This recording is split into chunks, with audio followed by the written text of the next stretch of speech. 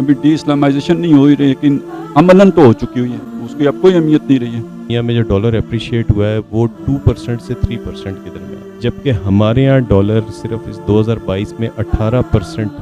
3 سال میں $6 بلین کا پروگرام IMF سے لیا, جس کے تحت آپ نے اپنی گردن جو ہے نا وہ اس میں وہ توق ڈلوا لیے. جنرل شاہد عزیز صاحب نے اپنی کتاب میں کچھ حوالہ جات دیے ہیں کہ جب وہ گئے تھے ویسٹ میں اور ان کی ٹریننگ ہو رہی تھی اور کس طریقے سے انہیں اپروچ کیا گیا, آفرز کی گئی اس پہ. کشمیر سے دستبرداری ہو چکی, نظریہ پاکستان کیا علامہ اقبال سے بھی منہ موڑا جا چکا, جس میں IMF کے جو نمائندے ہیں وہ ادھر تو آ گئے ہیں اسٹیٹ بینک کے اندر, اب وہ باقی اداروں میں بھی گھس رہے ہیں کہ ہم بتائیں گے کہ کیسے کرنا ہے, کیونکہ آپ تو کرتے نہیں ہو.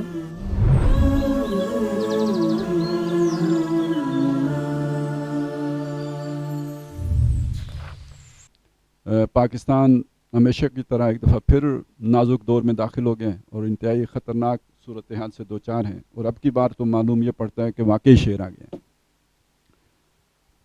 تو کئی اطراف سے آئے ہیں, معاشی بحران علیحدہ ہیں, سیاسی بحران دوسری طرف ہے,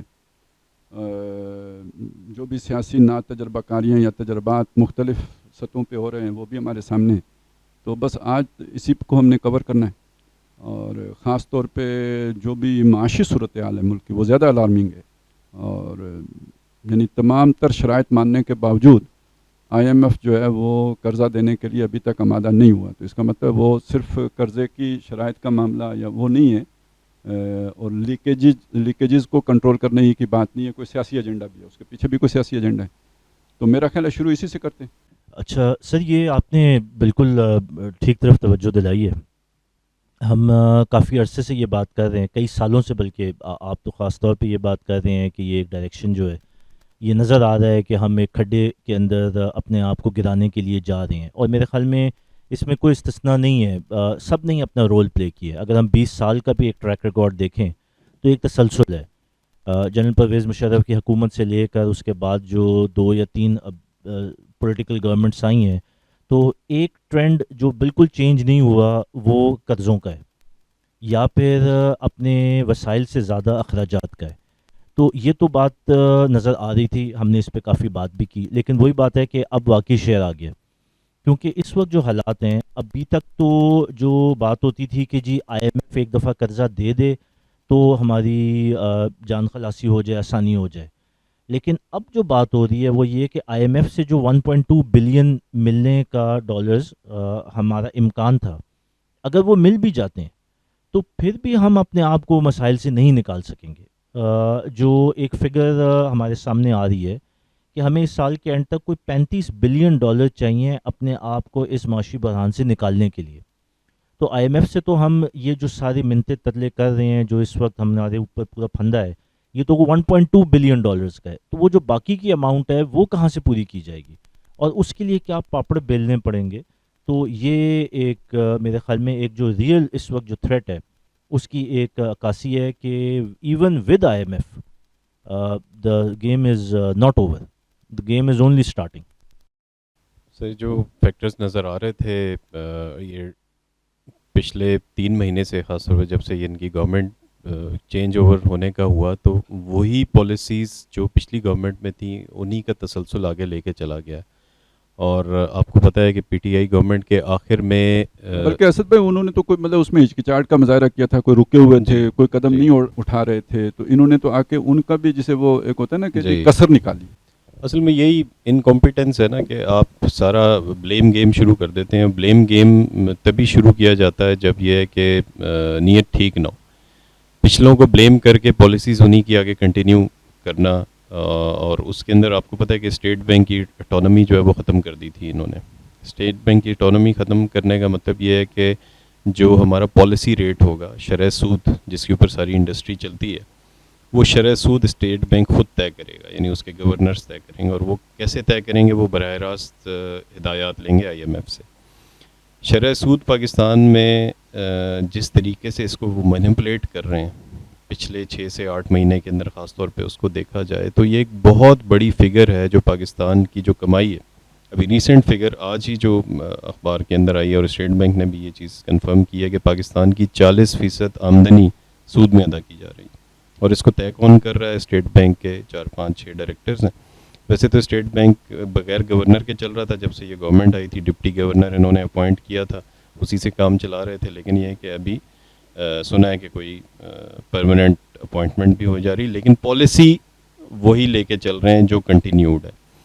اچھا, اس میں جو ایک اور بات نوٹ کرنے والی ہے وہ یہ ہے کہ شرح سود سے فرق کیا پڑ رہا ہے. آپ کی اکانومی سلو ڈاؤن ہو گئی ہے آلریڈی, جو انڈسٹریز تھیں وہ اور مشکلات کا شکار ہو گئی ہیں, انفلیشن بڑھ گئی ہے, بے روزگاری بڑھ گئی ہے. تو یہ جس کی بات کیوان صاحب کر رہے ہیں کہ یہ جتنے پیسے ادا کرنے ہیں $35 بلین, یہ ادا کہاں سے ہوں گے جب پیچھے کاروبار چلے گا. ٹھیک ہے, اب وہ کاروبار چل نہیں رہا. اب اس کے اوپر ہی سامنے فوکس کرتے ہوئے یہ انڈیپینڈنٹ ادارے ہیں جیسے موڈیز ہو گیا یا دوسرا جو ہے وہ فچ, ان اداروں نے پاکستان کی ریٹنگ جو ہے وہ دوبارہ ڈاؤن کر دی ہے, اس چیز کو مد نظر رکھتے ہوئے کہ اگر یہ IMF سے ٹرینچ مل بھی جاتی ہے, سعودی عرب سے UAE سے کچھ آ بھی جاتی ہے امداد, تو یہ 5-6 مہینے سے زیادہ یہ معاملہ چلے گا نہیں, اور اس کے بعد جو کرائسس ہے وہ اس سے بھی بڑا کرائسس آنے والا ہے. یعنی یہ ایک طرح کا شیطانی چکر ہے کہ آپ کو 35 روپے ادا کرنے ہیں, ابھی آپ کو 12 روپے مل رہے ہیں, تو جب آپ 12 روپے ادا کر دیں گے تو آپ پر 12 روپے مزید قرض اور چڑھ گیا, وہ بھی تو آخر کبھی 1-2 سال کے بعد وہ بھی ادا کرنے ہیں, لیکن وہ 12 ہی نہیں ہوگا بلکہ وہ اس پہ سود وغیرہ لگ کے وہ 18 ہو جائے گا. تو گویا آپ 35 سے جمپ کر کے کہیں 63 روپے پہ چلے گئے, کیونکہ ان جو باقی بچے تھے 23 روپے ان پہ بھی سود لگے گا, تو آپ کو مزید قرضہ چاہیے ہوگا. تو یہ تو نہ ختم ہونے والا سلسلہ ہے, اور یہ کہیں یعنی کوئی معاشی حل کی طرف تو ہم نہیں جا رہے, یہ تو مکھی پہ مکھی مارنے والی بات ہے. تو اس کے پھر اثرات کیا ہوں گے, یعنی سیاست پہ اس کے کیا اثرات پڑیں گے, ملک پر کیا اثرات پڑیں گے, معیشت پر کیا اثرات, یعنی اپنی قومی بچت پر کیا اثرات پڑیں گے, عام آدمی پر کیا اثرات پڑیں گے. تو یہ چیزیں دیکھنے کی ہیں. ویسے ہمارے دفاع پر کیا اثرات پڑیں گے. خالد صاحب, ایسا ہے کہ کچھ عرصہ پہلے ایک آرٹیکل میں نے پڑھا تھا, سو اس میں لکھا ہوا تھا, آتھر تھا کوئی ویسٹرن آتھر تھا, اس نے بیسیکلی پالیسی شفٹ ایک اس کا سبجیکٹ تھا کہ جو رشیا کی شکست تھی افغانستان کے اندر, ان کا ویسے تو سیکنڈ ورلڈ وار کے بعد ہی یہ ہو گیا تھا کہ اب کنٹرول جو ہے نا وہ اکنامک فرنٹ کے اوپر ممالک کو کرنا ہے, لیکن رشیا کی شکست کے بعد یہ طے پا گیا تھا کہ اب کسی جگہ پہ قبضہ کرنے کوئی آپشن نہیں رہ گیا, تو پھر اس کے اوپر ہوا. اور پاکستان کی ابتدا جو یہاں پہ ہوئی وہ معین قریشی صاحب ایک آئے تھے جو وزیر اعظم بن کے, اور وزیر اعظم بننے کے بعد ان کا شناختی کارڈ بنا تھا, اور اس کے بعد ان کے والد کی ایک قبر ڈھونڈی گئی تھی جو یہ کاکڑ ڈاکٹرائن غالباً اسی دور کی ہے, مجھے 93 میں ہی آئے تھے. ہاں 93 میں, اسی دور میں جب پہلا نواز شریف صاحب جب گئے تھے, پہلے بینظیر کی حکومت آئی 88 میں, اس کے بعد نواز شریف صاحب کی آئی 90 میں, 90 سے 93 تک وہ چلے. ہاں وہ چلے, اور وہ عبدالوحید کاکڑ والی اسٹک پہلو میں چبو کے جو استعفیٰ لینے کی بات, استعفیٰ جو اس کے بعد معین قریشی, اس کے بعد معین قریشی صاحب آئے. مطلب بھی معین قریشی وہی ہے نا جو IMF پیکج تھے. جی جی, IMF پیکج, پہلا پیکج جو ہے نا وہی ان کے دور میں, اور کیئر ٹیکر گورنمنٹ ان کی بنی تھی.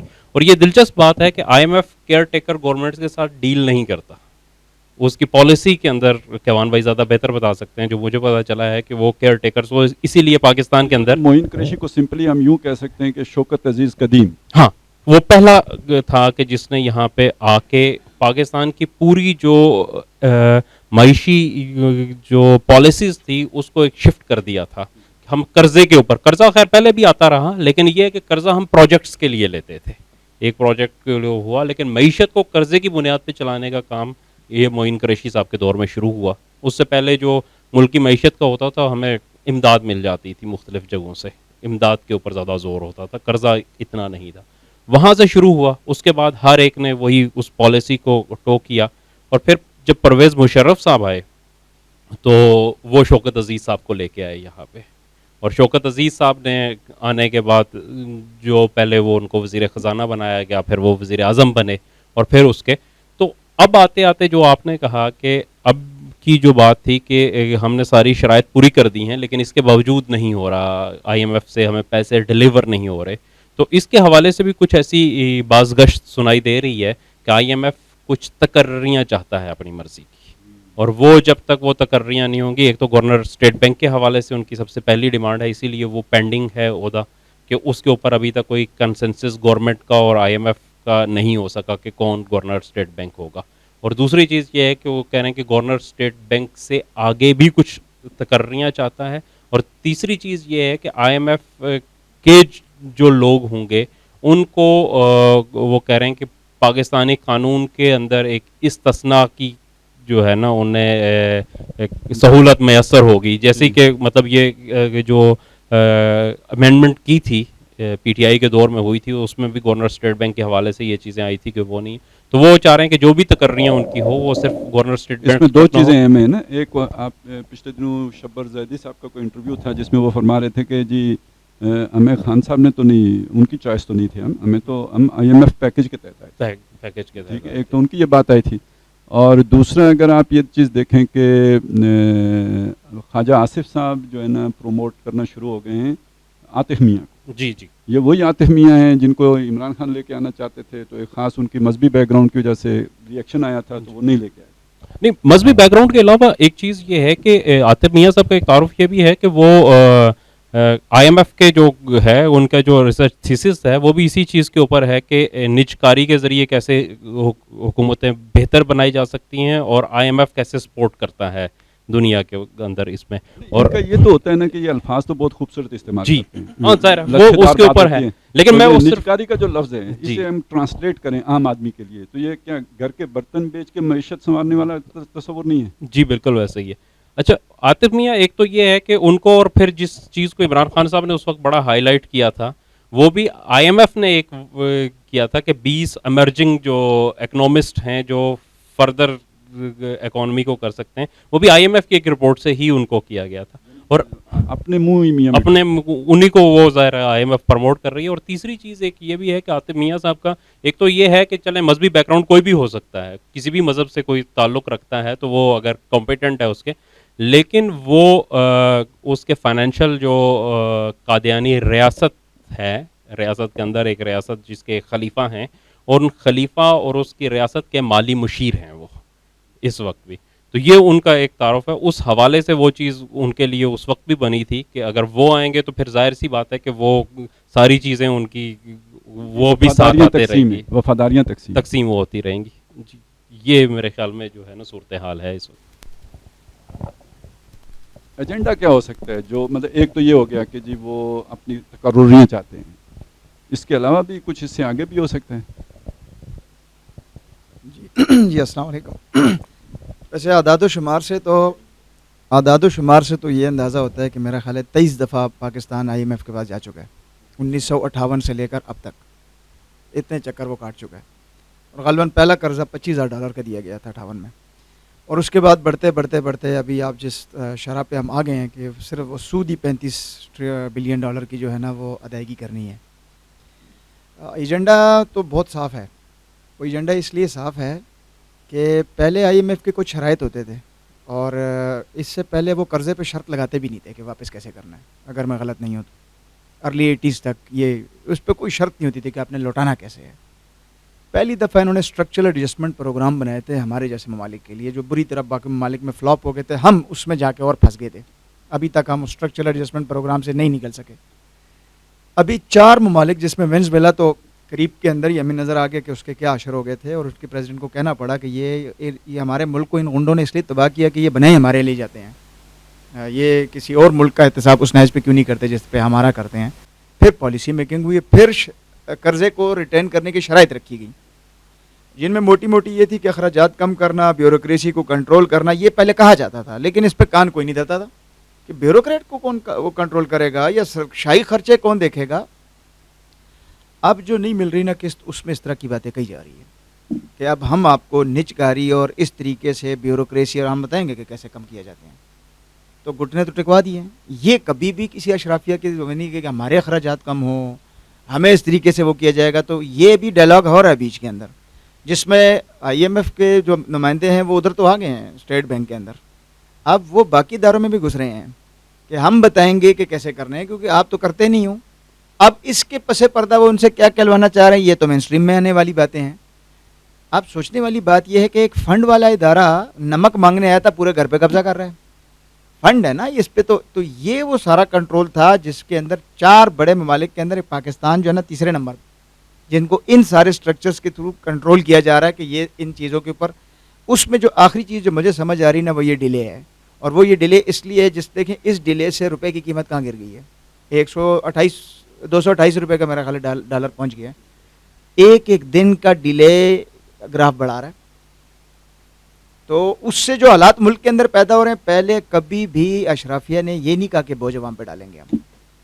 ابھی عمران خان کی گورنمنٹ سے پہلے تک بھی سبسڈیز وغیرہ دیے جا رہے ہیں. اب پہلی دفعہ ہمیں ذہنی طور پہ یہ تیار کیا جاتا ہے کہ عوام بھی اس کا بوجھ بھگتے گا. عوام کا قصور ہی نہیں تھا سارے قرضے لینے میں، اب اس قصور میں ہمیں بھی لا کے کھڑا کر دیے. بجلی کا مہنگا ہونا، پیٹرول کا مہنگا ہونا، یہ سب چیزیں اب وہ اپنے تحت کرائیں گے. اور اگلے جو حالات نظر آ رہے ہیں نا، میرا نہیں خیال کہ اگلے مہینے میں جو 2023 میں قسط ہے ہم اس کے ادائیگی کے قریب بھی ہوں، ہم یہ لینے والے کے بھی قریب نہیں ہیں. تو حالات جو باقی تو ابھی تو خیر جو ہے نا ان اشرافیہ کے بھی لوگوں نے کہنا شروع کر دیا کہ اللہ ہمارا حامی اور مددگار ہوگا. تو ابھی فیصلہ ہے اس کو حامی مددگار بنانے کا. اس حالت میں ہو سکتا ہے وہ عذاب کی شکل ہو ہمارے اوپر. سر یہ بڑی ایک انٹرسٹنگ بات جو ہے نا وہ میں آپ کو یہ بتاؤں کہ ابھی یہ جو ریسنٹلی ڈالر کے اندر ہائیک آئی ہے وہ یہ کہ پاکستان کی ایک بہت بڑی پیمنٹ تھی جو چائنا کی ادائیگی کرنی تھی پاکستان نے اگینسٹ آئل بل. جو پاکستان یہاں پہ بجلی پروڈیوس کرتا ہے اور آئل امپورٹ کرتا ہے، تو چائنا کی بہت بڑی ایک پیمنٹ آؤٹ اسٹینڈنگ تھی. چائنا کی وہ کمپنی ریمائنڈر دیتی رہی گورنمنٹ کو اور اس کی ڈیو ڈیٹ پاس ہو گئی. اس کے بعد بھی انہوں نے نوٹسز دیے، گورنمنٹ نے پیمنٹ کے بارے میں کچھ نہیں بتایا. فائنلی انہوں نے نوٹس دیا پاکستان گورنمنٹ کو یہ جو پچھلا منڈے گزرا ہے کہ اگر آپ ہمیں پیمنٹ نہیں کریں گے تو ہم آپ کی جو گارنٹی ہم نے اس پیمنٹ کے اگینسٹ رکھی ہوئی ہے وہ گارنٹی پریزنٹ کر دیں گے. اور گارنٹی پریزنٹ کرنے کا مطلب یہ ہوتا ہے کہ پریکٹیکلی اگر کوئی ملک ڈیفالٹ ہو تو اس کی گارنٹی پریزنٹ کی جاتی ہے اور وہ جو بھی کمپنی جو بھی حکومت ہوتی ہے وہ اپنے پیسے وہاں سے ریکور کرتی ہے. اس کے بعد اسٹیٹ بینک نے تمام بینکوں کو باؤنڈ کیا کہ جناب جتنی بھی فارن کرنسی کی پیمنٹس ہیں وہ نہیں کرنی، ابھی صرف اور صرف ڈالر جمع کرنے ہیں اس آئل کی پیمنٹ کے لیے. اور کمرشل بینکس کو لگا دیا اس کام کے لیے. کمرشل بینکس نے ڈالر پکڑے ہیں لوگوں سے اور اسی کے اندر پھر یہ ایکسچینج کمپنیز بھی ایکٹیو ہوئی ہیں. اور لوگوں نے جس طرح سے اگر پنڈی اسلام آباد کے لوگوں کو یہ کہہ دیا جائے کہ 2 دن تک پنڈی اسلام آباد میں کوئی پولیس نہیں ہے، ٹھیک ہے، تو وہ پھر میرا آپ جیسا عام آدمی بھی ہو سکتا ہے وہ کوئی انڈوں کا ٹرک لا کے گھر میں پارک کر لے، کو آٹے کی بوریاں خرید کے رکھ لے کہ پتہ نہیں 2 دن بعد کیا ہو جائے گا. حالانکہ سب کو پتہ ہے کہ یار 2 دن سے کچھ نہیں ہوتا مسئلہ، لیکن ہوا یہی ہے کہ یہ پینک کریٹ کیا گیا، گورنمنٹ کی ناک کے نیچے کریٹ کیا گیا. ان کو پتہ تھا کہ یہ پینک کریٹ ہوگا لیکن کوئی میجرز نہیں لیے گئے.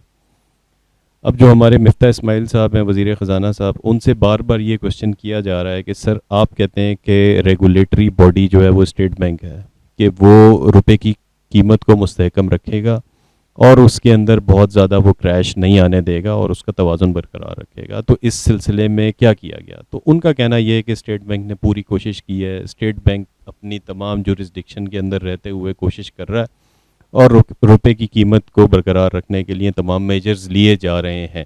لیکن جو میجرز لیے جا رہے ہیں وہ کیا ہے؟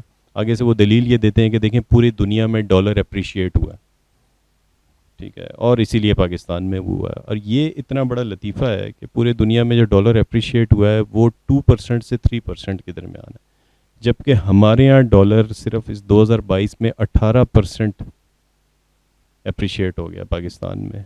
تو اتنی بڑی جو ہائیک آئی ہے، یہ درمیان میں 15% کی ڈنڈی کس نے ماری ہے، ٹھیک ہے، وہ ان سب کو پتہ ہے کہ کس نے ماری ہے، ٹھیک ہے. اور یہ عوام کو کہا جا رہا ہے کہ نہیں پوری دنیا میں دیکھیں ہائیک آیا تو یہاں ہمارے یہاں بھی آ گیا، ہمیں سخت فیصلے کرنے پڑیں گے. تو اصل مسئلہ یہ نہیں ہے جو سامنے نیوز میں آ رہا ہے یا جو سامنے یہ بتا رہے ہیں، بٹوین دا لائنز یہ کارروائی کوئی اور. کیا کارروائی؟ اور دوسری بات یہ ہے کہ یہ جو وہ تقرریوں سے آگے بھی مزید تقرریاں مانگ رہا ہے اور چاہ رہا ہے کہ بیوروکریسی کے اوپر بھی چیک ہو اس کی عیاشیوں کے اوپر، تو کیا صرف بیوروکریسی کی حد تک ہے یا کہیں دفاعی اخراجات تک بھی بات جاتی ہے؟ کیونکہ ہمارا جسے وہ سینسٹیو ایریا ہے وہ تو دفاعی اخراجات ہیں.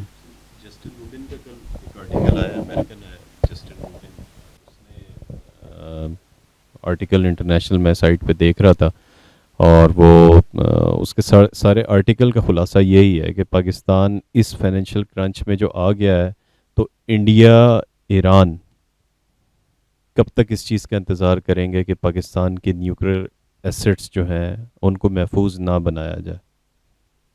ٹھیک ہے, تو یہ باتیں تو شروع ہو گئی ہیں, اور الٹیمیٹلی جب آپ ظاہر ہے آپ فائنینشلی اس پوزیشن میں آئیں گے تو آپ کے پاس بچا کیا ہے پیچھے. یعنی آپ نے اپنی اسٹاک ایکسچینج کی بلڈنگز, آپ نے اپنے موٹر ویز, ایئرپورٹس, یہ تو پہلے ہی سارے کے سارے آپ جو ہے نا وہ مارگیج کر چکے ہیں, پیچھے بچا کیا ہے آپ کے پاس. تو لگ رہا ہے واقعی کہ بات جو ہے وہ اس طرف جا رہی ہے. سر اگر اس پورے منظر نامے کو تھوڑا کھول لیں تو ایک بات تو ہم نے کی اور ہم کافی عرصے سے کر رہے ہیں کہ یہ کوئی اتفاق نہیں ہے. بڑے سوچے سمجھے پلان کے تحت دانستہ طور پہ ہمیں یہاں تک پہنچایا گیا ہے. سوال یہ ہے کہ ہمیں یہاں تک پہنچایا کیوں گیا ہے یا اس کے پیچھے اہداف کیا ہیں. تو ایک بات تو جس طرح آپ نے بھی کہی کہ کیا یہ بات صرف بیوروکریسی یا پبلک ٹیکسیشن کے نظام سے آگے بھی جا سکتی ہے, اور تو بالکل ڈیفنس ایکسپینڈیچر کے اوپر آئی ایم ایف کی آپ دیکھیں گے کہ اگلی کنڈیشنز ہی یہی ہوں گی, کیونکہ اور آپ کے پاس مطلب جو مہذب شکل ہے آئی ایم ایف کی اس کو سامنے رکھتے ہوئے اور کوئی چارہ ہی نہیں ہے سوائے اس کے کہ آپ نے ایکسپینڈیچرز کو کٹ کریں تاکہ اپنی اکانومی کو you need to get it back in shape. تو یہ تو ایک پرانا ان کا طریقہ واردات ہے. جو ظہور بھائی نے بات کی اور مہتاب بھائی نے بھی بات کی, سر ہم اگر وہ اکنامک ہٹ مین والی کتاب جو ہے جان پرکنس کی, اگر ہم اس کا بھی ریفرنس لیں, یا پھر کچھ سال پہلے جو کلاسیفائڈ ڈاکومنٹس ہیں وہ ڈی کوڈ ہوئے تھے, اس میں یو ایس آرمی کا ایک فائنینشیل مینول تھا جو کہ ڈی کوڈ ہوا تھا, جس کے اندر یہ بات لکھی ہوئی اور یہ نیٹ پہ موجود بھی ہے کہ آئی ایم ایف اور world bank U S foreign policy کو ڈپلوائے کرنے کے ایک ملٹری ٹولز ہیں. تو جہاں پہ یو ایس فارن پالیسی یا ان کی کوئی اکنامک ڈیمانڈز کو اسرٹ کرنا ہوتا ہے تو وہاں پہ ان اداروں کو انوالو کیا. یہی اکنامک ہٹ مین کی کتاب میں بھی سارے مثالیں موجود ہیں. میں اور جام اور جم اور بالکل, یعنی اب ان کے ہتھ کنڈے بدل گئے ہیں. بالکل. تو سر اس منظر نامے کو سامنے رکھتے ہوئے اگر ہم یہ بات کرتے ہیں کہ ایک تسلسل کے تحت ہم یہاں تک پہنچے ہیں, تو پھر ایک تو ان کرداروں کو بھی پہچاننا ضروری ہے کہ وہ کون کون سے پلیئرز تھے جنہوں نے رول ادا کیا. سب سے بڑا سلام تو سر جی کو ہے اور سر جی کی عقل کو ہے جہاں کہ انہوں نے ہمیں یہاں تک پہنچایا. یہ جو پچھلا پروجیکٹ ابھی ان کا ایکسپیریمنٹ گزرا ہے, تو یہ 4 سال میں تو ہم بالکل کہتے ہیں نا کہ وہ اس کھڈے کے ایج کے اوپر ہمیں لا کے اب کھڑا کر دیا. اب تو بیسک چھوٹا سا ایک دھکا ہے, اور وہ دھکا بھی دینے کی ڈیسیجن اب آئی ایم ایف کے پاس تم علی شفا حفرۃ من النار, تم آگ کے گڑھے کے کنارے پہنچ چکے تھے. بالکل بالکل. سری لنکا میں بھی انہوں نے جو راجا پسکے صاحب تھے انہوں نے بھی یہی کیا کہ جی سب اچھا جا رہا ہے اور بڑا پیٹریوٹزم اور ہم ایشین ٹائیگر بن جائیں گے, یہ کر دیں گے, وہ کر دیں گے. حالانکہ ان کو پتہ تھا کہ اکانومی ڈیفالٹ ہونے جا رہی ہے, لیکن کوئی وہ بس جسے کہتے ہیں نا کہ وہ ٹھنڈ پروگرام اگنورینس اس کے اندر رہے ہیں. اور خیر کرے گا. ہاں خدا سری خیر, لنکا ہمیشہ رہنے کے لیے بنا ہے. ہاں ہمیشہ رہنے کے لیے بنا کیا ہے. ہوگا بالآخر سنبھال لیں گے. تو وہ ہوا کیا, اب رزلٹ کیا ہے اس کا کہ سری لنکا کو پیٹرول 3,000 روپے فی لیٹر کے حساب سے مل رہا ہے. ٹھیک ہے, اور 10 دن کی کیوز اس کے بعد پیٹرول ملتا ہے. تو ہمارے یہاں بھی یہ ہوا. یہ اگنورینس جو ہے یہ basically this is called gross financial mismanagement. ٹھیک ہے, اس میں ہم آئی ایم ایف کا قصور یا کسی اور لابی کا قصور تو بعد میں کریں گے. ایک لفظ استعمال ہوتا ہے تجاہل عارفانہ. تجاہل یعنی آپ جانتے بوجھتے جاہل بنے ہوتے ہیں, جاہل ہوتے نہیں ہیں آپ. بالکل. آپ نے اگنورینس کا لفظ استعمال کیا, تو کیا یہ اگنورنٹ تھے یا یہ کہ یہ شو کر رہے تھے کہ ہمیں سمجھ نہیں ہے؟ مطلب قوم کو تو یہ شو کیا نا کہ یہ قائد اعظم ثانی ہے اور یہ معاوضے تنگ ہیں, اور وہ اب قوم کا مستقبل جو ہے وہ وہاں لے کے جائیں گے جو اس سے پہلے کہیں نہیں لے کے گئے. تو واقعی وہ وہاں لے گئے ہیں, اس ایج پہ پہنچ گئے ہیں جس کی یہ بات کر رہے ہیں کہ اس پہ اب گرنے کے علاوہ اور کوئی آپشن نہیں ہے. وہ ایک جملہ بڑا مشہور تھا, آل از ویل, آل از ویل. وہ ابھی ہمیں یہ کہہ رہے ہیں کہ آپ آل از ویل سینے پہ ہاتھ رکھیں, آل از ویل. نہیں, یہ اصل میں یہ آل از ویل ہے نا, جو یہ اس کا ہم اردو میں ترجمہ سب اچھا ہے, اور سب اچھا ایک جیل کا ایک باقاعدہ وہ اس کی روٹین کا حصہ ہے. وہ یہ ہوتا ہے کہ مطلب شام 6 بجے سن سیٹ کے بعد تمام قیدی جو ہوتے ہیں نا انہیں کھلے میدان سے بیرکوں میں منتقل کر کے تالا لگا دیا جاتا ہے. اور وہاں قیدیوں ہی میں سے ایک بندہ وہ جو ہے نا ان کے اندر وہ نمبردار بنا دیا جاتا ہے. وہ ان کی ڈیوٹیاں بدلتی رہتی ہیں. اچھا وہ راؤنڈ پہ آتے ہیں جب جیلر یا جو بھی وہ ڈیوٹی کا وہ اردلی جو کوئی بھی ہوتا ہے تو وہ باہر سے گزرتا ہے. ظاہر ہے اندر بہت بڑا کمرہ ہے, اس کو تو کچھ نہیں پتہ اندر کیا ہو رہا ہے. تو اندر بے شک لوگ چرس پی رہے ہوں, مطلب تاش کھیل رہے ہوں, جو غیر قانونی سارے ریڈیو سن رہے ہوں, اخباریں پڑھ رہے ہوں, یہ سب بین ہے نا, یہ سب ہو رہا ہو تو وہ گیٹ پہ کھڑا ہوتا ہے تو وہ کہتے ہیں سب اچھا, ٹھیک ہے, وہ اندر سے سب اچھا کی رپورٹ. یہ ہے وہ محاورہ, اس کی بیک گراؤنڈ یہ آل از ویل. دوسرا یہ کہ جو ان کی ٹیموں کی تشکیل ہے نا, آئی ایم ایف اپنی ٹیم اسٹریٹجیکلی چینج کرتے رہتے ہیں. اب جس طریقے سے یہ بیانیہ کریٹ کیا جا رہا ہے کہ آئی ایم ایف کے بغیر چارہ نہیں ہے, یہ ماضی میں اتنا واضح طور پہ نہیں بیان کیا جاتا تھا.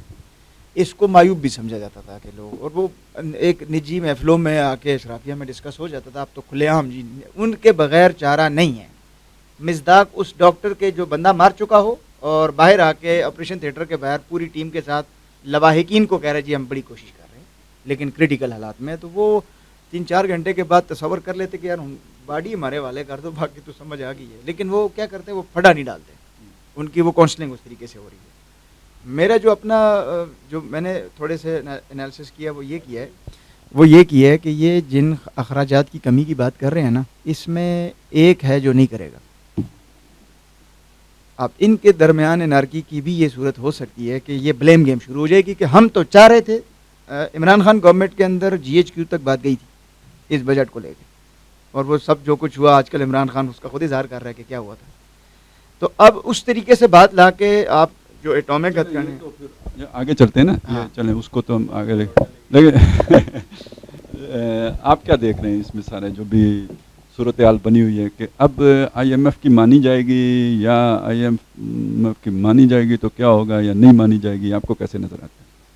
میرے خیال میں آئی ایم ایف کے اس فائنینشیل اس کے لیے تو کیوان بھائی مناسب آدمی ہیں کہ وہ اس کے اوپر روشنی ڈال سکتے ہیں. مجھے اکانومی کا سیاسی اثرات کے اوپر دیکھیے دو چیزیں, ایک تو یہ ہے کہ مجھے جو لگتا ہے کہ بلکہ یوں کہہ لیں کہ فروخ سلیم صاحب ایک بڑے مشہور جو ہے وہ پاکستان کے اکنامسٹ ہیں, اور عمران خان صاحب کے ایڈوائزر بھی تھے, اکنامک ایڈوائزر بھی شروع میں جو انہوں نے بنائی تھی کونسل, اس کا بھی حصہ تھے وہ.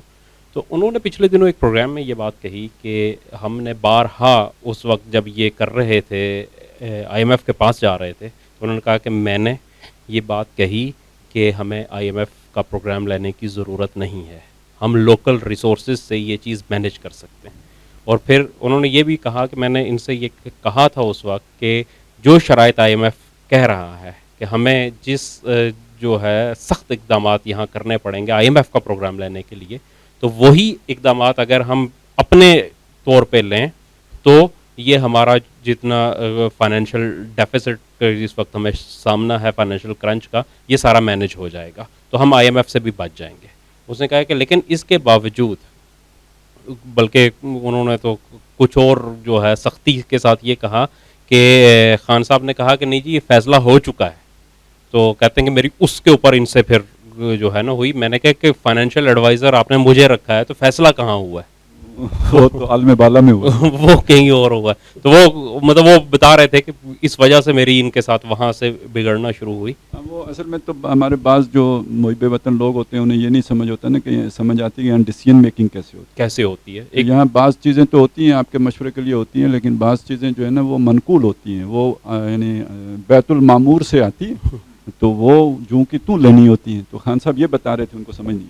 دیکھیں ایک دوسری چیز جو مجھے لگتی ہے, چونکہ ہم بارہا یہ بات ڈسکس معاشرے میں بھی ہوتی ہے, یہاں پہ بھی ہم نے کی ہے کہ یہ ہوا کیوں, آیا کیسے. میں اس کے اوپر یہ سمجھتا ہوں کہ شاید ہمارے ہاں جو آپ نے ابھی بات کی کہ فیصلے کہیں اور ہوتے ہیں, جو فیصلے کرنے والے ہیں انہیں اکنامکس کی غالباً بالکل بھی سمجھ نہیں ہوتی, جو میرا خیال ہے کہ ان کی ٹریننگ میں, ان کی ایجوکیشن میں, ان کی کسی بھی جگہ پہ باقی سب کچھ ہو سکتا ہے, مینجمنٹ ہو سکتی ہے, انجینئرنگ ہو سکتی ہے, ایف اے تک تو ہوتے بھی نہیں نا اتنی اکنامکس. تو یہ اکنامکس جو ہے نا ایف اے تک بھی نہیں ہوتی, اور اس کے بعد بھی میرے خیال میں کہیں پہ بھی ان کی وہ چیز نہیں ہو رہی ہوتی. تو وہ جو ہے بڑے لے مین کی آنکھ سے وہ دیکھتے ہیں چیزوں کو. انہیں اگر بتایا جائے کہ جی اتنے پیسے آ جائیں گے, یہ یہاں لگ جائیں گے, تو اس کی نیٹی گریٹی میں نہیں پڑتے, وہ کہتے ہیں بس کرو جی. تو جب انہوں نے کہہ دیا کرو تو وہ پھر ہو جاتا ہے. اصل میں اس کا ایک پہلو اور بھی ہے, میں مطلب وہ آپ کے سامنے رکھنا چاہتا ہوں. سن 2000 ہے, اپریل کا مہینہ ہے. ڈاکٹر اسرار احمد ان دنوں ابھی تنظیم کے امیر تھے, یعنی پوری طرح ایکٹیو تھے.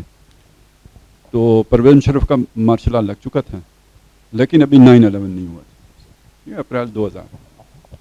انہوں نے ایک گفتگو کی, تقریباً 2 گھنٹے کی تقریر ہے, اب وہ پرنٹڈ موجود ہے وہ ساری. پاکستان فیصلہ کن دو رائے پہ.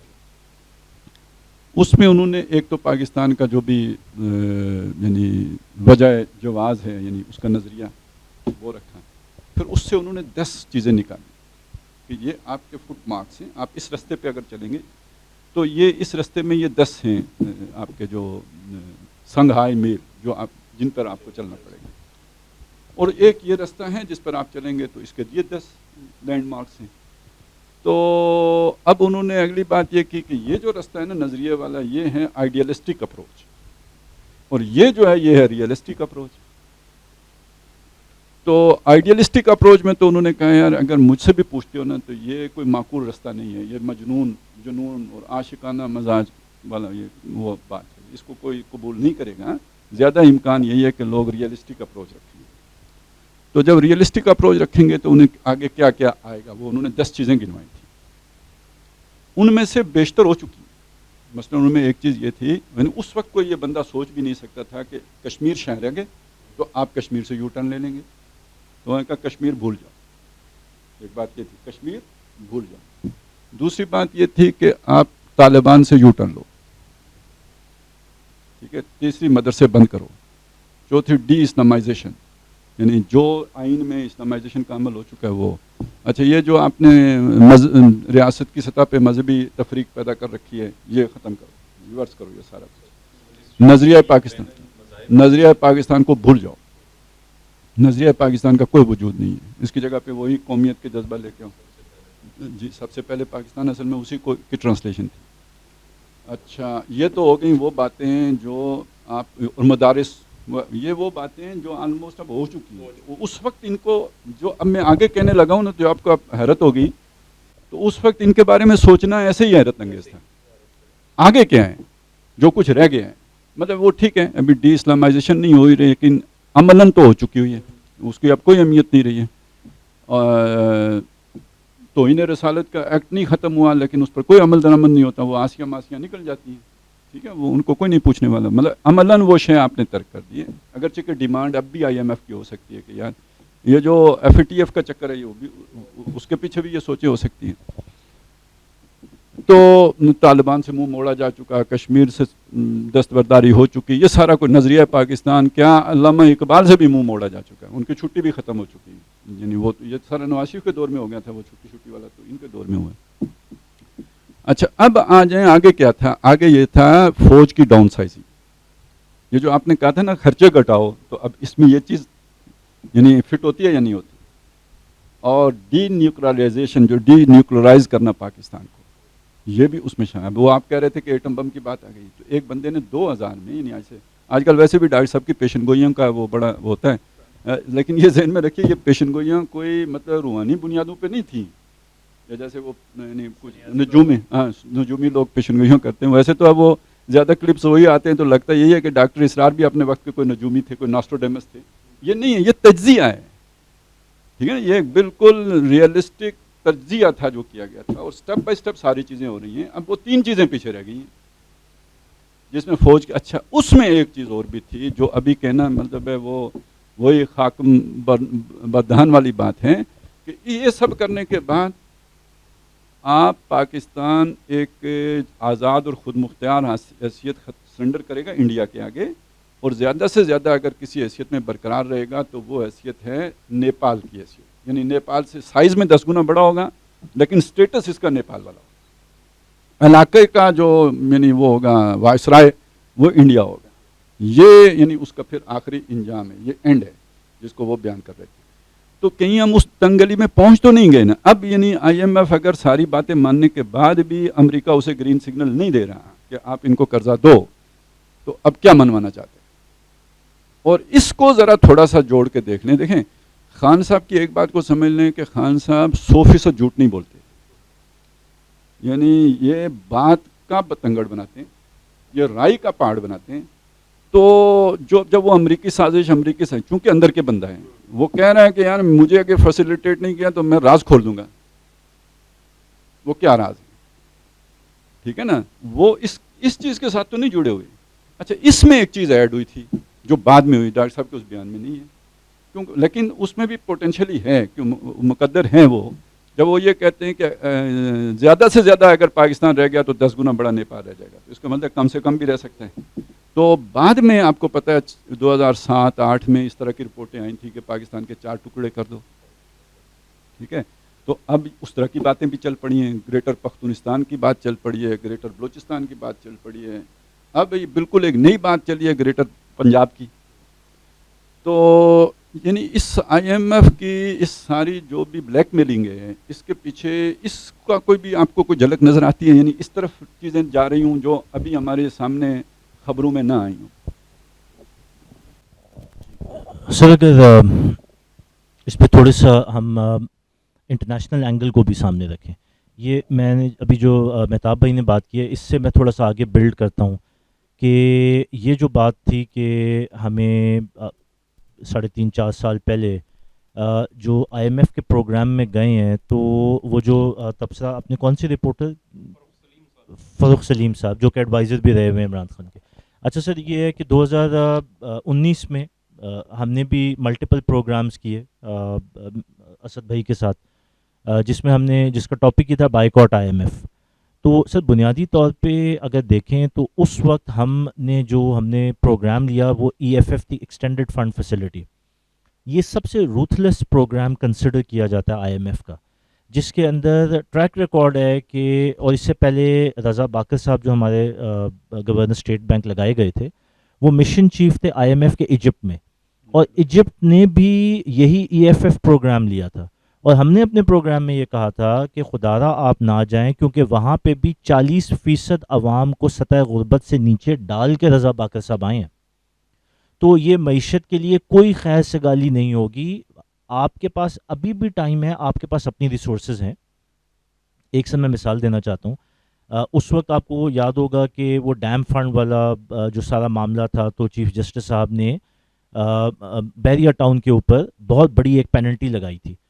اس کا سر اگر اس وقت ایکسچینج ریٹ کے حساب سے کریں تو تقریباً $2 سے $2.5 بلین کی مالیت بنتی تھی صرف ایک کمپنی کے اوپر پینلٹی لگانے سے. تو یہ ایک مثال ہے کہ اگر آپ نے 3 سال میں $6 بلین کا پروگرام آئی ایم ایف سے لیا، جس کے تحت آپ نے اپنی گردن جو ہے نا وہ اس میں وہ توق ڈلوا لیے، تو یہ 6 بلین کی 300 بلین کی پاکستان کی جو اکانومی کا سائز ہے اس میں کیا حیثیت ہے؟ یہ جو مقدار تھی، اگر آپ کو اتنی ہی اشد ضرورت تھی تو یہ تو آپ انٹرنلی بھی جنریٹ کر سکتے تھے. آپ 4-5 ڈی ایچ ایز بیچ دیتے. آپ اس طرح ہم بعد میں آتے ہیں جی، اس کا حل کیا ہے؟ نکل اگر ہم آئی ایم ایف سے چھٹکارا حاصل کر لیں تو کیسے اپنی معیشت کو میرے سے کہنے کا مقصد یہ ہے کہ اس وقت بھی یہ چیز نظر آتی تھی کہ یہ کوئی بہت بڑی ضرورت نہیں ہے، لیکن میرا سب پوائنٹ یہ ہے کہ جانتے بوجھتے ہمیں زبردستی اس آئی ایم ایف پروگرام میں لے جایا گیا ہے، جب کہ پتہ تھا کہ اس پروگرام کا ٹریک ریکارڈ پیچھے کیا ہے. تو آج ہم جہاں پہ کھڑے ہوئے ہیں، وائی آر وی سرپرائزڈ؟ اچھا یہ تو ایک ذرا تھوڑی ہماری ازمپشن ہے کہ پتہ تھا.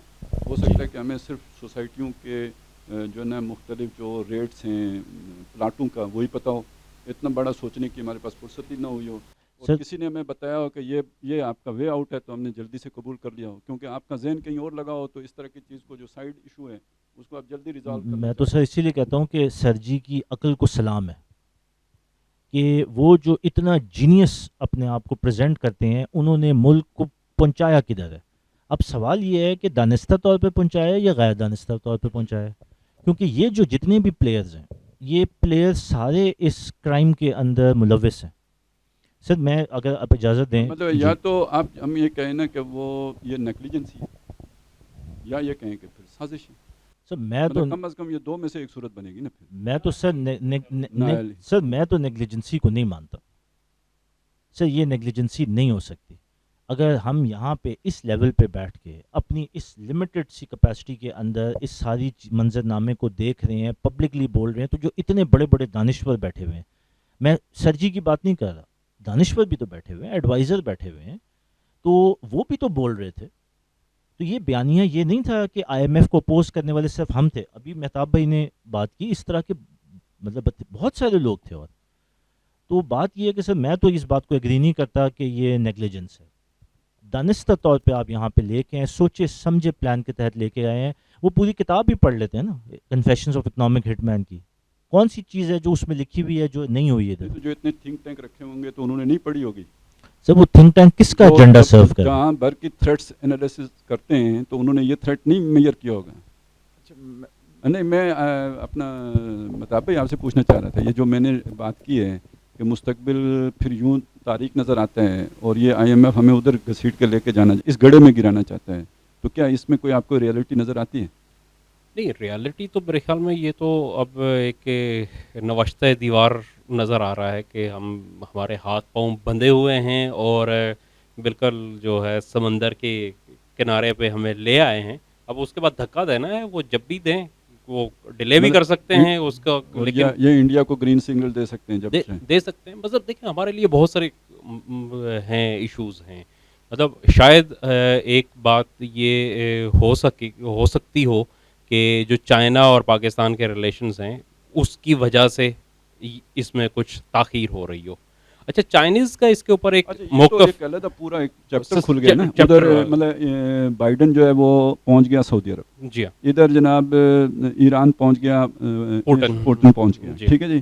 تو وہ ادھر بھی ساری ری شفلنگ ہو رہی ہے، ری شفلنگ ساری ہو رہی ہے. ہمارا اونٹ کس کروٹ بیٹھے گا یہ بھی طے نہیں.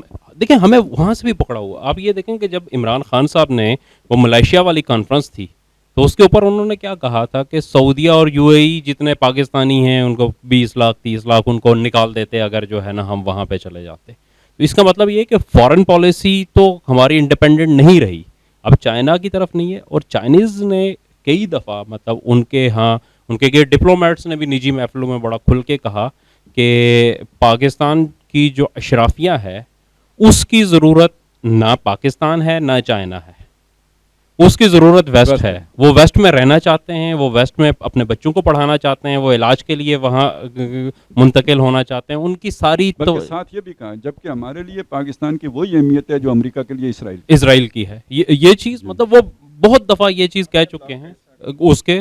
اور یہ چیز ہمیں نظر آتی ہے کہ اگر کوئی چیز ہمارے پاس دیکھیں کنکریٹ شیپ میں ہمارے پاس آئی ہے اس پورے پچھلے عرصے میں، اگر ہم دیکھیں تو ہم نے 2 ہی چیزیں بنائی ہیں. ایک تو ہمارا جو میزائل پروگرام تھا اور دوسرا JF تھنڈر جو ہم نے بنایا. یہ ہمارے اور دونوں چیزیں ہمیں اس کی ٹیکنالوجی، اس کی سپورٹ، اس کی ہر چیز چائنا سے ملی ہے.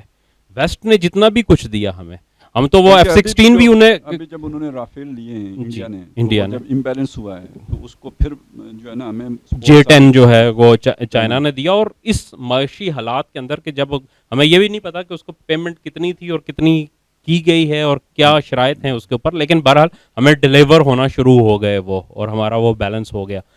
اور جو دوسری طرف ہے مطلب جو امریکن F-16 ہیں، آپ کو یاد ہوگا کہ جو 27 فروری والا وہ ایپیسوڈ تھا تو اس کے بعد امریکنز نے آ کے باقاعدہ چیک کیے کہ کہیں F-16 استعمال تو نہیں ہوا اس کے اندر.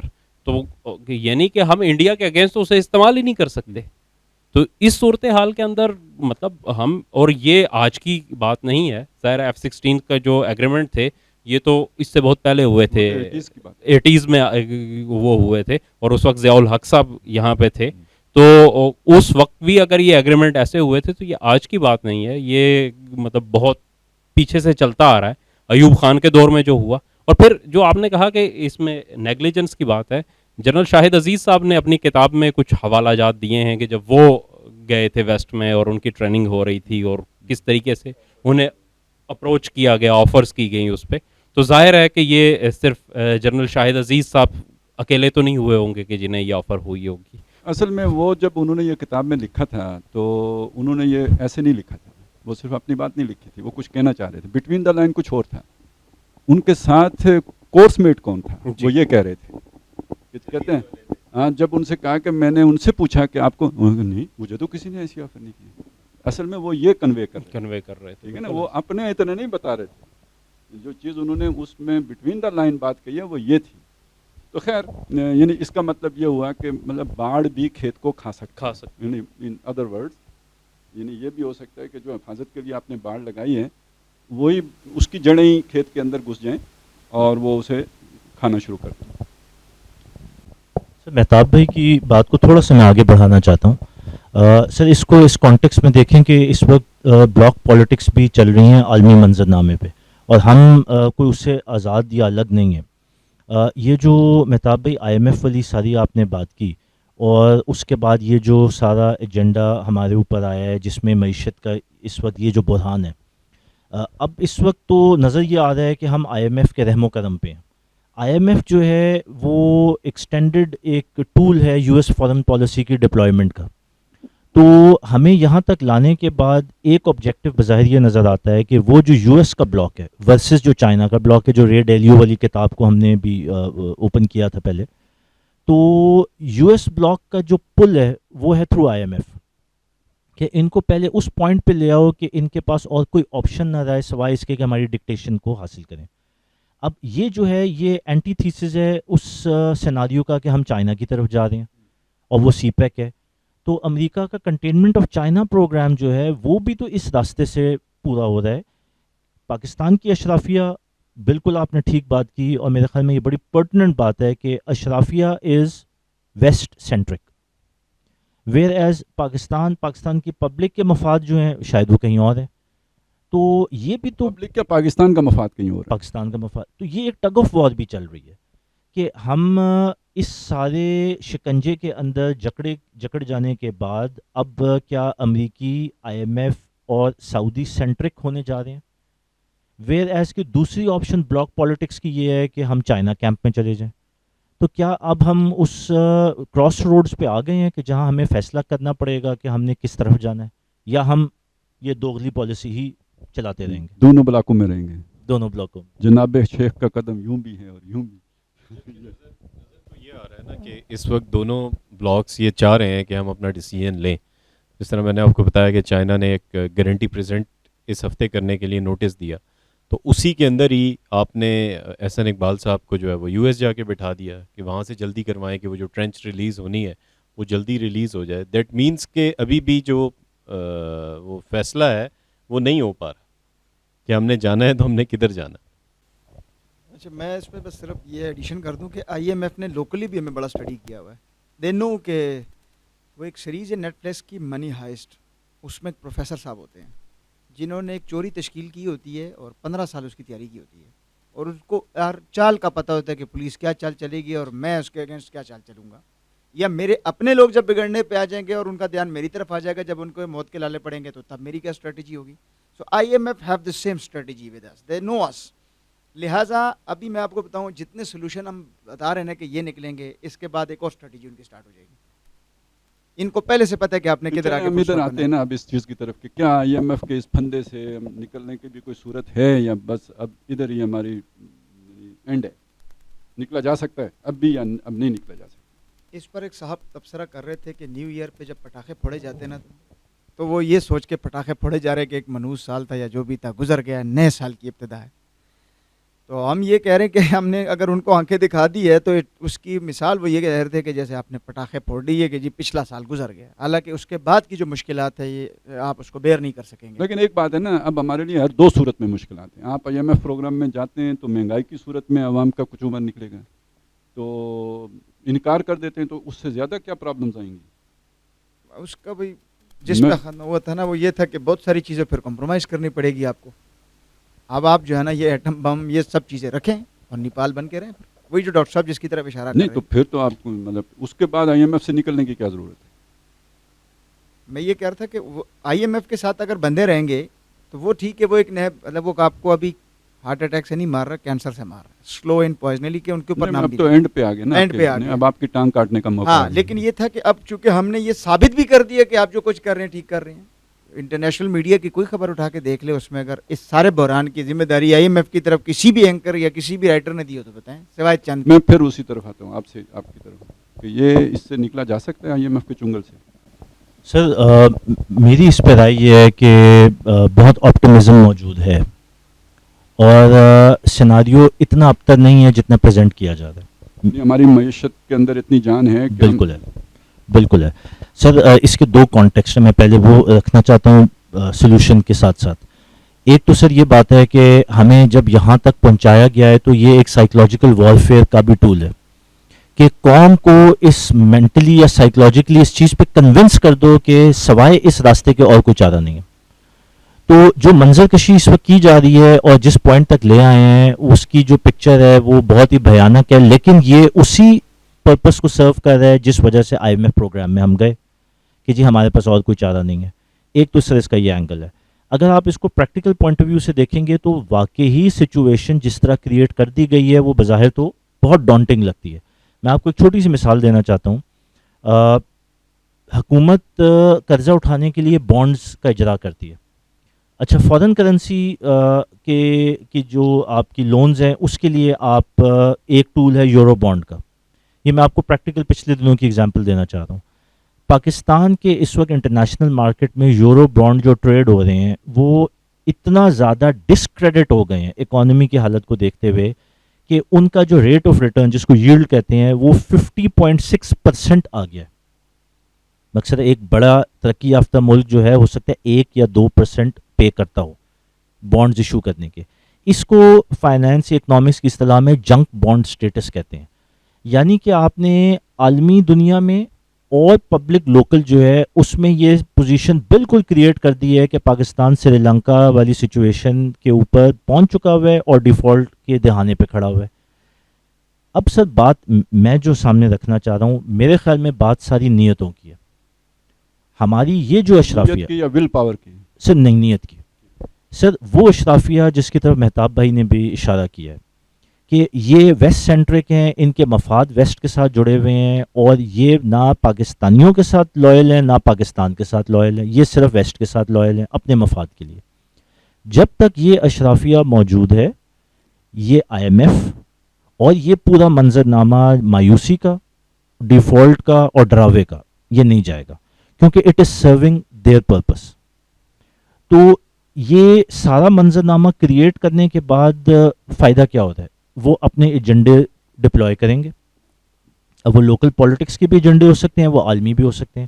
ایک طرف جس نے آپ نے بات کی کہ ملٹری کی downsizing, denuclearise, nuclear programme کا رول بیک، یہ بھی ایجنڈا ہو سکتا ہے. یا پھر ایجنڈا لوکل پولیٹکس کا بھی ہو سکتا ہے کہ ان سیاسی ساری پارٹیوں کو ڈسکریڈٹ کر کے اکانومی کو فیل کر کے یہ ثابت کرو پبلک کو کہ آپ کا مسیح، آپ کا سیلویٹر، بچانے والا صرف ایک ہی ہے، جس کو میں کہتا ہوں جو الٹیمیٹ جینیس ہے پاکستان کے اندر، ایٹ لیسٹ سمجھتا ہے اپنے آپ کو. اس کے علاوہ کوئی چارہ ہی نہیں ہے. تو وہ پھر میدان میں آئے گا، کوئی اور نیا سیٹ اپ آئے گا، کوئی ٹیکنوکریٹس ٹائپ کا سیٹ اپ آئے گا جس کو عوام کھلے دل سے اور کھلے بازوؤں سے ویلکم کرے گی کہ یہ سب فیل ہو چکے ہیں.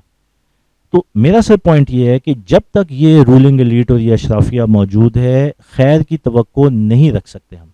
لیکن جو جھاگ کے نیچے پانی ہے وہ اتنا مضبوط ہے سر. پاکستان کی اسٹریٹجک اینڈ اکنامک پوزیشن جو ہے it is far far stronger than what is being presented. آپ کی ایگرو کی پوٹینشیل، آپ کا ایز اے ٹرانزٹ کنٹری جس میں سی پیک کا بہت بڑا رول ہے، سینٹرل ایشیا، ایران، افغانستان پورا ری بلڈ ہونے جا رہا ہے. چائنا پیچھے اس کو فائنینس کرنے کے لیے تیار ہے. اس کے بعد سر آپ کے سی پورٹس، اس کے بعد آپ کی اپنی لوکل انڈسٹری، آپ کی ٹیکسٹائل انڈسٹری، آپ کا آئی ٹی سیکٹر، آپ کے ہیومن ریسورس کون سی، پھر اس کے بعد آپ کی معدنیات، آپ کے ریکوڈیک، سینڈیک. کوئی کمی نہیں ہے ہمارے پاس پوٹینشیل میں جس کے اوپر ہم اپنے آپ کو ریبلڈ نہ. ابھی جو ہم 30-35 بلین ڈالر کی بات کر رہے ہیں یہ تو ہم ڈومیسٹک اکانومی سے ریز کر سکتے ہیں. 300 بلین ڈالر کی اکانومی ہے ڈومیسٹک. صرف ریئل اسٹیٹ سیکٹر کو ہی اگر آپ سامنے رکھ لیں تو 25-30 بلین ڈالر تو آپ وہاں سے ریز کر سکتے ہیں. آپ پرائیویٹائز کریں نا چیزوں کو. جس طرح آپ نے کہا کہ برتن بیچنے ہیں، میں یہ کہتا ہوں کہ سر اگر ایک ایسا پوائنٹ آ جائے جس پہ آپ کی عزت یا برتن کا سوال ہو تو کون سی چیز قربان کریں گے؟ گھر کی عزت بیچیں گے یا گھر کے برتن بیچیں گے؟ کسی کے پاس یہ ہے اعداد و شمار کہ ہم نے بیرونی قرضہ کتنا دینا ہے اور اندرونی ملک کتنا قرضہ دینا ہے؟ سر بیرونی کا تو تقریباً فگر جو ہے وہ 122 بلین ڈالر ہے, 122 سے 125 بلین ڈالر کے قریب, کیونکہ ابھی چائنا کا بھی لیٹسٹ قرضہ ملا ہے ہمیں. اندرونی کی فگر اگر کسی کے پاس ہو, آئی ایم ناٹ شیور کیا ہے. جی جی اندرونی اس سے کم ہے یا زیادہ ہے؟ سر اندرونی کا کہتے ہیں کہ اس سے زیادہ ہے. یہ پچھلے 4 سال میں جو ایک واردات کی گئی ہے وہ یہ کہ بیرونی کے اوپر تو سب کا فوکس ہوتا ہے, مائکروسکوپ لگا کے سب دیکھ رہے ہوتے ہیں, اندرونی کے اوپر نہیں ہوتا کیونکہ نوٹ چھاپ کے آپ کر سکتے ہیں. یہ جو آپ کے ملک میں اتنی زیادہ انفلیشن ہے یہ اس لیے ہے کیونکہ آپ نے دبا کے پچھلے 4 سال میں نوٹ چھاپے ہیں.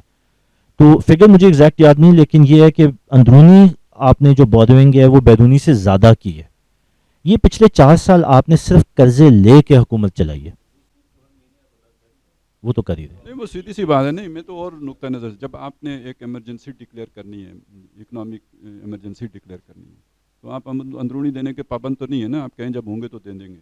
سود تو آج سے بند آپ کا. جی بالکل. یہ ویسے ہی آپ آرام کر دیں, عدالت نے بھی کر دیا ہے.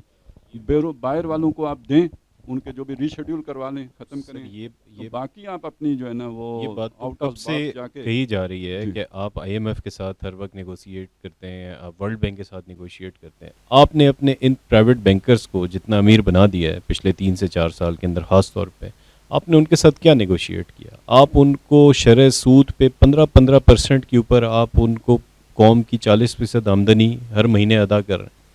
آپ نے کبھی ان کے ساتھ نیگوشیٹ کرنے کی کوشش نہیں کی؟ ان کی فائلوں کو بھی تو پہیے لگے ہوتے ہیں نا. بس یہی مسئلہ ہے, یہی مسئلہ ہے. اگر صرف اسی سود کو ری نیگوشیٹ کر لیا جائے پاکستان کے اندر جو بینکس ہیں ان کے ساتھ, تو ہمیں کوئی ضرورت ہی نہیں ہے کسی فورن پروگرام کی. میں یہ کہہ رہا تھا کہ یو ایس پی تو یہی کر رہے ہیں. اچھا یار, ایک اب آ جاتے ہیں ایک اور چیز کی طرف. ذرا یہ مجھے ایک وہ سیناریو ذرا وسیع کرنا پڑے گا. یہ تو ابھی ہم نے اکنامکس دیکھی ہے نا, اس میں یہ ساری چیزیں, اس کے ساتھ تو ہماری پالیٹکس بھی جڑی ہوئی ہے. تو اگر فرض کریں پاکستان کو ڈسمنٹل کرنے کا چکر ہے, تو ہماری جو سیاسی بونچال ہے وہ بھی اسی اکنامک کرائسس کی طرح, مطلب وہ ایک ڈیزائن چیز ہے, یا یہ ہماری وہ پھر وہی ہماری نااہلیت سے یہ پیدا ہو رہا ہے, یا یہ بھی اس ڈیزائن کا حصہ ہے. یہ کبھی جناب وہ قومی اسمبلی کے ڈپٹی اسپیکر کی رولنگ آ جاتی ہے, اور کبھی صوبائی اسمبلی کے ڈپٹی اسپیکر کی رولنگ آ جاتی ہے. ایک نیا جو ہے نا وہ بحران کھڑا ہو جاتا ہے, اور کبھی یہ گورنمنٹ اور کبھی وہ گورنمنٹ, اور کبھی رجیم چینج, اور مطلب کوئی پالیسیز آپ کی مستقل مزاجی سے چل ہی نہیں سکتی. حکومت ایسی ہے کہ وہ جیسے کہ معلقہ ہوتی ہے, پتہ ہی نہیں کدھر پالیسیاں بن رہی ہیں, کون رن کر رہا ہے, کون ایڈمنسٹریٹر ہے, کوئی سمجھ نہیں آ رہی. تو یہ بھی کیا اسی بڑے گیم کا حصہ نہیں ہے پھر؟ یعنی سر آپ کہنا چاہ رہے ہیں کہ کیا یہ بھی بحران, جو سیاسی بحران ہے, یہ بھی آرٹیفیشلی کریٹ کیا گیا ہے جیسا معیشی بحران کریٹ, یہی کہنا چاہتا یا یہ آرگینک ہے؟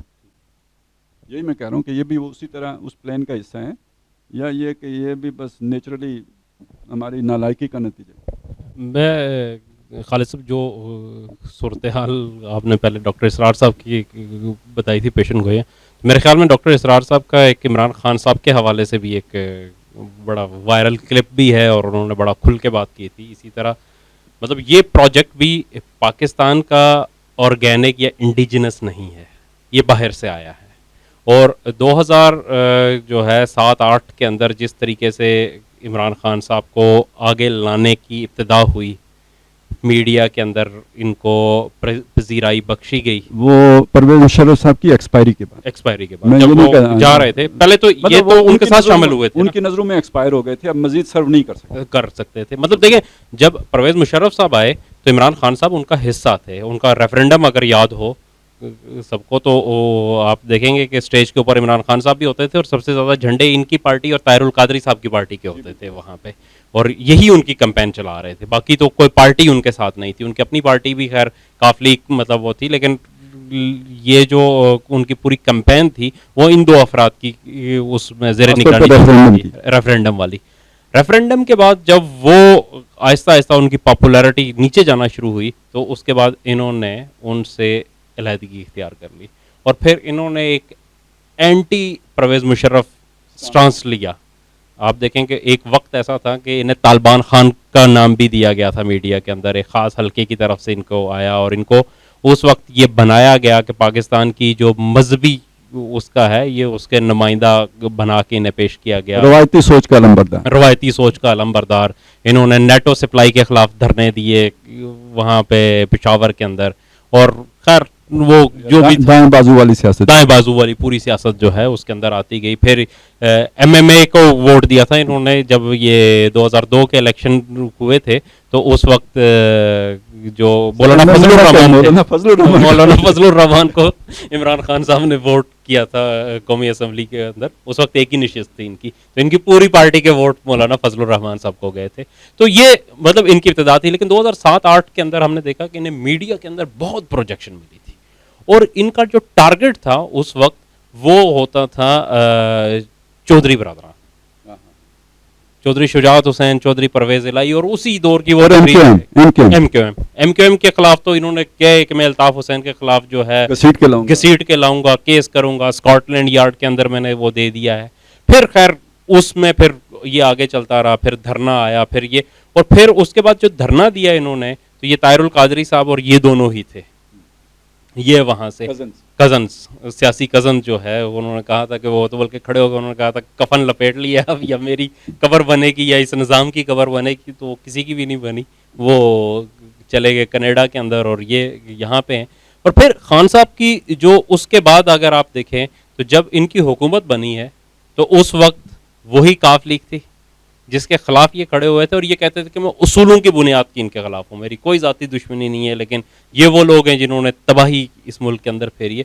اس کے بعد ڈاکو، چور، دوسرے سارے القابات جو ہے وہ زرداری اور نواز شریف کے بارے میں ہو گئے، اور ایم کیو ایم والے نفیس لوگ ہو گئے، اور اہل لوگ جو ہے نا وہ کاف لیگ والے ہو گئے، پرویز الہی الیکٹیبلز ہو گئے، الیکٹیبلز اور پرویز الہی، پرویز مشرف والی ساری کابینہ آ گئی، کابینہ ساری جو ہے نا وہی ہو گئی. اور وہ ساری کابینہ کون تھی؟ وہ جو ہم نے پہلے بھی ڈسکس کیا کہ جس کو شوکت عزیز صاحب کی جو کابینہ تھی، پیچھے لابیاں وہی تھی. تو اس لیے اس حوالے سے یہ بات کہی جا سکتی ہے، مطلب اس سیاسی جو موجودہ چپکلش ہے اس سے بالاتر ہو کے اگر ہم دیکھیں اس پورے سینیریو کو اوور آل اگر دیکھیں تو یہ مطلب یہ بھی کسی ڈیزائن کا حصہ ضرور ہے. یہ ایسا نہیں ہے کہ یہ آرگینک چیز نہیں ہے جو اس وقت ہو رہا ہے. یعنی ہم یہ کہہ سکتے ہیں نا کہ یہ وہ دور ہیں کہ جس میں آپ کو یعنی ایک ہوتا ہے نا جو حکومتی سطح پہ حکومت آپ کو کہیں نظر نہیں آتی، فیصلے کیسے ہو رہے ہیں، پالیسیاں کیسے امپلیمنٹ ہو رہی ہیں. یعنی چیف ایگزیکٹو جو ہے نا وہ جیسے بتایا جاتا ہے واللہ عالم صحیح ہے کہ 12-1 بجے وہ مشکل دفتر آتے ہیں، 3-4 بجے وہ چلے جاتے ہیں، اور ان کے پھر اور مشاغل ہیں جس میں کہیں یعنی ریاستی امور تو کہیں نہیں آتے. تو چیزیں جیسے بہہ رہی ہوتی ہیں اس طرح چلتا رہا ملک، اور اسی وجہ سے پھر وہ دھنستا رہا، کسی نے پالیسیاں بنائی نہیں اس طرح. تو یہ بات آپ کی یعنی بظاہر جو تاریخ کی شہادت ہے یا واقعات جو گواہی دے رہے ہیں اس کی روشنی میں درست معلوم ہوتی ہے کہ یہ بائی ڈیزائن تھا پھر. لیکن یہ ڈیزائن پھر پاکستان میں نہیں بنا نا، یہ کہیں باہر بنا ہے. تو وہ تو پھر وہیں پہنچانا مقصود تھا کہ جو ڈاکٹر صاحب نے پیشن گوئیاں کی تھی اور جہاں پہ اب ہم پہنچ چکے ہیں. تو یہ تو اپنی جگہ پہ ایک بڑا اہم موضوع بنتا ہے کہ اب ادھر سے نکلنے فحل الی خروج من سبیل، یہاں سے نکلنے کا کوئی راستہ رہ گیا ہے یا اب یہ ہمارا جو ہے نا انجام ہے کہ جو جس تک ہم نے پہنچ کے رہنا ہے. لیکن ہم نے ٹائم کافی لے لیا ہے، تو اب اس پہ انشاءاللہ تعالیٰ پھر آئندہ کبھی اس کو موضوع سخن بنائیں گے. تو آج ہم اسی پہ اکتفا کرتے ہیں. حالات بہت نازک ہیں، اور یعنی وہ جو 2 راستے ڈاکٹر صاحب نے 2002 میں دکھائے تھے تو ان میں سے بدقسمتی سے ہم اس راستے پہ چلے کہ جس کا اینڈ یہ تھا، اس راستے پہ نہیں چلے جس کا مستقبل روشن تھا. انہوں نے ڈاکٹر صاحب نے یہ بھی کلیئر کیا تھا کہ یہ راستے میں شروع میں مشکلات ہیں اور آخر میں جا کے ایک پاکستان دنیا کے لیے لائٹ ہاؤس بن سکتا ہے. لیکن یہ کہ یہ جو دوسرا راستہ ہے یہ شروع میں ہمارے لیے آسانیاں لے کے آئے گا، لیکن انجام پھر بہت برا ہوگا. یہ 2000 کی بات ہے. پھر 2004-5 میں آپ کو یاد ہوگا ڈاکٹر صاحب نے ایک اور موضوع شروع کر دیا تھا کہ کیا پاکستان کے خاتمے کی الٹی گنتی شروع ہو چکی ہے. یعنی وہ یہ دیکھ چکے تھے کہ وہ ہم نے اس راستے کا انتخاب نہیں کیا جو ہمیں چمکتا ستارہ بنا سکتا تھا. ہم اس راستے پہ چل پڑے ہیں کہ جو ہمیں بالآخر دوزخ میں گرانے والا ہے. تو وہ اس لیے انہوں نے پھر وہ الٹی گنتی شروع ہو چکی ہے والا وہ مضمون چھیڑا تھا. تو اب وہ الٹی گنتی کہیں بالکل اختتام کے قریب نظر آ رہی ہے. امید ہم اب یہ رکھتے ہیں کہ اگر اس سے پہلے آنکھ نہیں کھلی تھی, اسے لائٹ لے رہے تھے, ہم سمجھ رہے تھے کہ دنیا بیوقوف ہے, ہم اسے چکر دے رہے ہیں, تو اسی کھیل کھیل میں ہم یہاں پہنچ گئے, تو اب تو ہوش آنا چاہیے نا. اب جیسے آپ نے فرمایا نوشتہ دیوار ہے, یعنی اب تو دیوار پہ لکھا جا چکا ہے ہمارا انجام, اور نظر آ رہا ہے سب کو, کیا عام آدمی اور کیا خاص آدمی, سب کو نظر آ رہا ہے. تو اب اگر کسی کی کھوپڑی جو ہے وہ بالکل مغز سے خالی نہیں ہے تو پھر تو سمجھ آ جانی چاہیے بات کی. تو امید ہم یہ رکھتے ہیں کہ سمجھ آنے کے بعد جو ہے کچھ نہ کچھ قدم اٹھائے جائیں گے پاکستان کی بہتری کے لیے. اور یہ پھر وہ جیسے ایک ہی جنبش سے آدمی سارے رسے توڑ دیتے ہیں, اس طرح یہ جتنی جکڑ بندیاں ہیں ان کو توڑ کر ہم کھڑے ہو جائیں اپنے پاؤں کے اوپر, اور امید رکھیں کہ اللہ تعالیٰ جو ہے وہ کہیں سے مدد, جیسے چائنا کی مجبوری ہے وہ ہمارا ساتھ دے گا, لیکن یہ کہ ہمیں ذرا پیٹ پہ پتھر باندھنے پڑیں گے. اور یہی IMF 2 سال کے بعد جو ہے نا ہماری شرائط پر ہمیں قرضہ دینے کے لیے منتیں کرے گا ہمارے دروازے پر آ کے. ان کا یہی طریقہ واردات ہوتے ہیں کہ آپ ان کی طرف اگر لجاجت سے دیکھیں گے تو یہ منہ موڑیں گے, اور اگر آپ ان کو جو ٹھینگنا دکھا دیں گے تو یہ آ کے پاؤں پڑیں گے. تو کیونکہ ان کی ضرورت ہوتی ہے آپ کو قابو کرنے کے لیے, یہ کنڈے اختیار کرنا. بہرحال چلیں, ہم بہتری کی امید رکھتے ہیں, لیکن حالات بہت تاریخ جو ہے وہ تصویر ہمارے سامنے پیش کر رہے ہیں. تو اس پر ہم اگلی دفعہ دیکھ لیں گے کہ پاکستان کے جو بھی اس وقت کے سیاسی حالات ہیں اور جو منظرنامہ ہیں, تو آگے ہم اب کدھر جا رہے ہیں. تو ہم آج اسی پر اتفاق کرتے ہیں. اچھی خاصی ہماری گفتگو ہو گئی ہے, ٹائم بھی اچھا لگ گیا. امید ہے کہ ہمارے دیکھنے والے ان نکات پر غور فرمائیں گے, اور پھر یہ کہ اس پہ اگر رائے عامہ بنتی ہے تو وہی وہ پریشر بنائے گی کہ جس کے نتیجے میں ہمارے تھنک ٹینک اگر ہیں کہیں ٹینک تو وہ پھر سوچیں گے. سبحان اللہ والحمد للہ